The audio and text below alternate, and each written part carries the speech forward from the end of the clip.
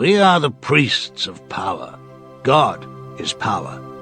But at present, power is only a word so far as you are concerned. It's time for you to gather some idea of what power means. The first thing you must realize is that power is collective. The individual only has power insofar that he ceases to be an individual. You know the party slogan, "Freedom is slavery"? Has it ever occurred to you that that is reversible? Slavery is freedom. Alone, free, the human being is always defeated. It must be so because every human being is doomed to die, which is the greatest of all failures. But if he can make complete, utter submission, if he can escape from his identity, if he can merge himself in the party so that he is the party, then he is all-powerful and immortal. The second thing for you to realize is that power is power over human beings, over the body, but above all, over the mind. Power over matter, the external reality as you would call it, is not important. Already our control over matter is absolute. But how can you control matter? You don't even control the climate. You'll see the hottest day is getting hotter, the coldest day is getting less cold. The world's getting warmer. And that's why we're changing the climate. Or the law of gravity. Now we can test this. This is an old idea, but a good one. Ball. Wait for it. Watermelon. Shit. Bullshit. And there are disease, pain, death.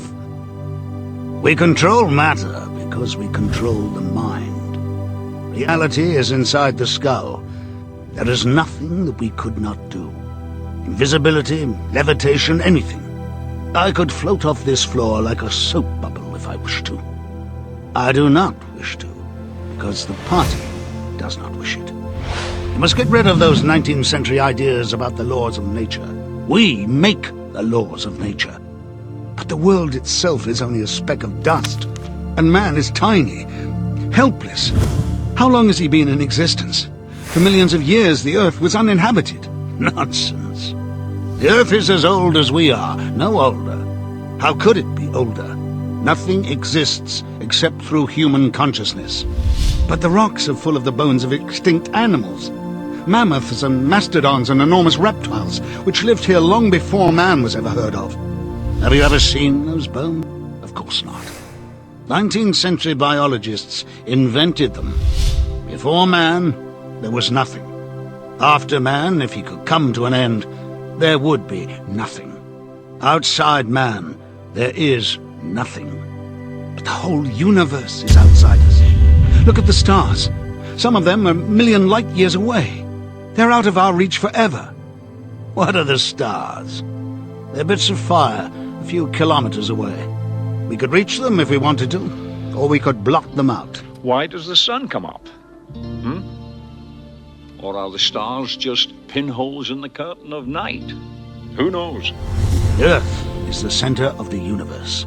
The sun and the stars go round it. And when we navigate the ocean, or when we predict an eclipse, we often find it convenient to assume that the Earth goes round the sun and that the stars are millions upon millions of kilometers away. The stars can be near or distant, according as we need them. Do you suppose our mathematicians are unequal to that? Have you forgotten doublethink?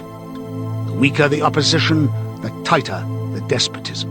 Every day, at every moment, they will be defeated, discredited, ridiculed, spat upon. And yet, they will always survive. God is power. The so-called laws of nature were nonsense. The law of gravity was nonsense. What knowledge have we of anything save through our own minds? All happenings are in the mind. Whatever happens in all minds truly happens. The party says the earth is flat. I understand how. I do not understand why.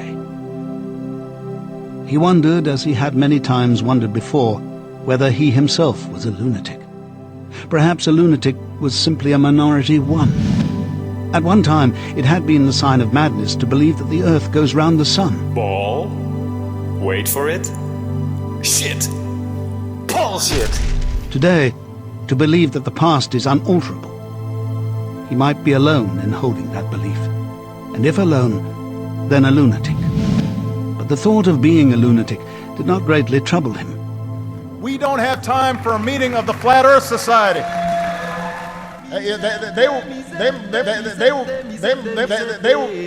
They must have been founding members of the Flat Earth Society. They would not have believed that the world was round.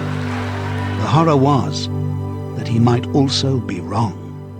It was as though some huge force was pressing down upon you, something that penetrated inside your skull, battering against your brain, frightening you out of your beliefs, persuading you almost to deny the evidence of your senses. In the end, the party would announce that 2 and 2 made 5, and you would have to believe it. It was inevitable that they should make that claim sooner or later. The logic of their position demanded it. Not merely the validity of experience, but the very existence of external reality was tacitly denied by their philosophy. The heresy of heresies was common sense. And what was terrifying was not that they would kill you for thinking otherwise, but that they might be right. For after all, how do we know that 2 and 2 makes 4?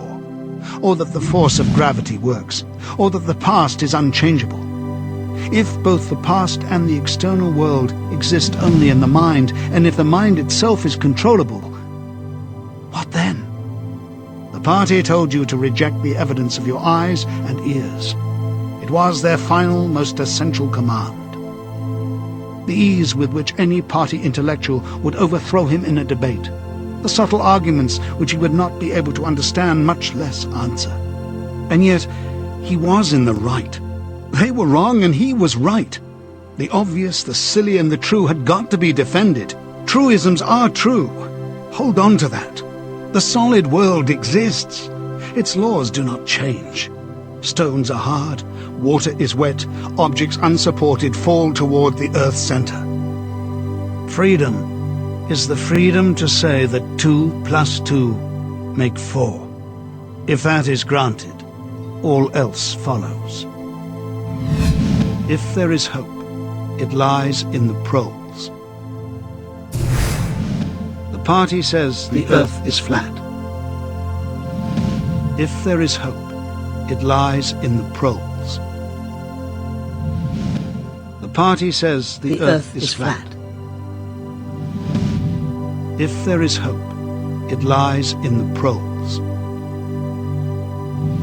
The party says the Earth is flat.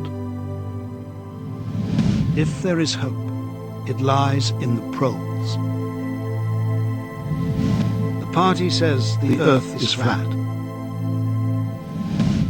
If there is hope, it lies in the proles. The party says the Earth is flat.